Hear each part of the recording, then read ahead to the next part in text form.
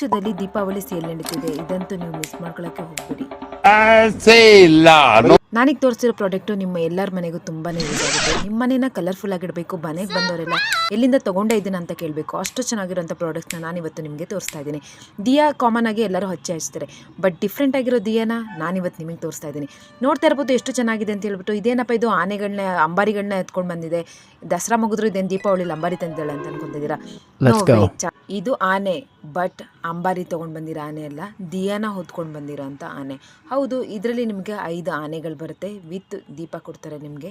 But ನಾನು ದೀಪನ ಹಚ್ಚಿರ್ತೀನಿ, ಜೊತೆಗೆ ಬೇರೆ ಏನೋ ಇಟ್ಟಿದ್ದೆ. ನೆಕ್ಸ್ಟ್ ವೀಡಿಯೋ ನೋಡ್ತಾ ಇರಿ, ಎಂಡಲ್ಲಿ ಗೊತ್ತಾಗುತ್ತೆ. ಯಾರಿಗಾರು ಈ ಪ್ರಾಡಕ್ಟ್ ಲಿಂಕ್ ಬೇಕು ಅಂದರೆ ಸ್ಕ್ಯಾನರ್ನ ಹಾಕಿರ್ತೀನಿ. ಆ ಸ್ಕ್ಯಾನರ್ ಸ್ಕ್ರೀನ್ಶಾಟ್ ತೆಗೆದು ನೀವು ಮೀಶೋದಲ್ಲಿ ಅಪ್ಲೋಡ್ ಮಾಡಿದ್ರೆ ಪ್ರಾಡಕ್ಟ್ ಸಿಗುತ್ತೆ. ನೆಕ್ಸ್ಟ್ ಏನಪ್ಪ ಅಂತ ನೋಡೋಕೆ ಬಂದರೆ ನೋಡ್ತಾ ಇರ್ಬೋದು, ಲಕ್ಷ್ಮಿ ಮತ್ತು ಗಣಪತಿ.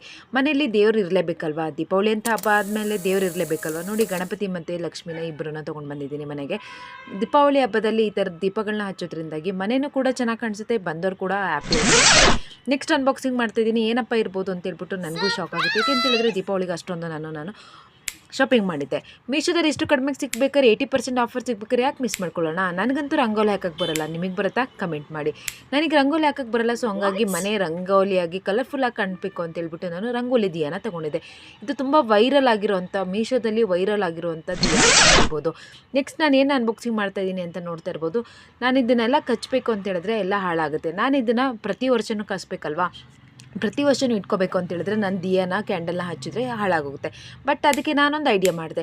ಇದೇನು ಯಾಕೆ ತೊಗೋಬೇಕು, 12 ಲ್ಯಾಂಪ್ ಸಿಗ್ತಾಯಿದೆ, ಇದನ್ನು ಹಚ್ಕೊಂಡ್ರೆ ಸಾಕಲ್ವಾ. ಅಲ್ಲಿ ಈಗ ಲ್ಯಾಂಪ್ ಹಚ್ಚೋದ್ರಿಂದಾಗಿ ದೀಪನೂ ಚೆನ್ನಾಗಿರುತ್ತೆ, ದೀಪನೂ ಹಾಳಾಗೋದಿಲ್ಲ.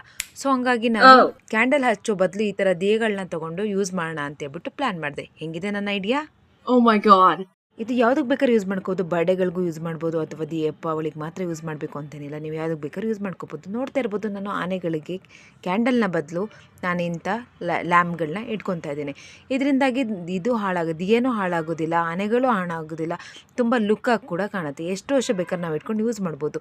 ನೆಕ್ಸ್ಟ್ ನೋಡ್ಬೋದು, ಗಣಪತಿ ಮತ್ತು ಲಕ್ಷ್ಮಿನ ನಾನು ತೊಗೊಂಡಿದ್ನಲ್ಲ, ಅದಕ್ಕೂ ಕೂಡ ಅದನ್ನು ಹಚ್ಚಿದ್ರೆ ಹಾಳಾಗುತ್ತೆ, ಅದು ವುಡ್ಡಲ್ಲಿ ಮಾಡಿರೋದ್ರಿಂದಾಗಿ ಹಾಳಾಗುತ್ತೆ ಅಂದ್ಬಿಟ್ಟು ನಾನೇನು ಮಾಡಿದೆ, ಈ ಥರ ಲ್ಯಾಂಪ್ಗಳನ್ನ ತೊಗೊಂಡು ಇದರಲ್ಲಿ ಇಟ್ಟೆ.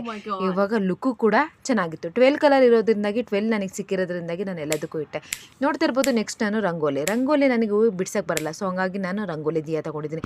ಎಷ್ಟು ಸೂಪರ್ ಆಗಿದೆ ಅಂತ ಹೇಳಿದ್ರೆ, ಇಷ್ಟು ಕಡಿಮೆ ಚೀಪ್ ಆ್ಯಂಡ್ ಬೆಸ್ಟಲ್ಲಿ ಜಸ್ಟ್ 100 ರುಪೀಸಲ್ಲಿ ನಿಮ್ಗೆ ಇವೆಲ್ಲ ಪ್ರಾಡಕ್ಟ್ ಸಿಗ್ತದೆ. ಯಾಕೆ ಮಿಸ್ ಮಾಡ್ಕೊಳಕ್ಕೆ ಹೋಗ್ತೀರಾ? ಇವಾಗಲೇ ಹೋಗಿ ಲಿಂಕ್ನ ನಾನು ಹಾಕಿರ್ತೀನಿ ಡಿಸ್ಕ್ರಿಪ್ಷನ್ ಬಾಕ್ಸಲ್ಲಿ, ಚೆಕ್ ಮಾಡ್ಕೊಳ್ಳಿ. ಇವಾಗಲೇ ಹೋಗಿ ಬುಕ್ ಮಾಡ್ಕೊಳ್ಳಿ. ಇಂಥ ಒಳ್ಳೆ ಪ್ರಾಡಕ್ಟ್ನ ಇಂಥ ಕಡಿಮೆ ಪ್ರೈಸಲ್ಲಿ ನೀವು ಮಿಸ್ ಮಾಡ್ಕೊಳ್ಳೋಕ್ಕೆ ಹೋಗಬೇಡಿ. ಇವಾಗಲೇ ಹೋಗಿ ಬುಕ್ ಮಾಡ್ಕೊಡ್ತೀರಾ ಅಲ್ವಾ? Yes.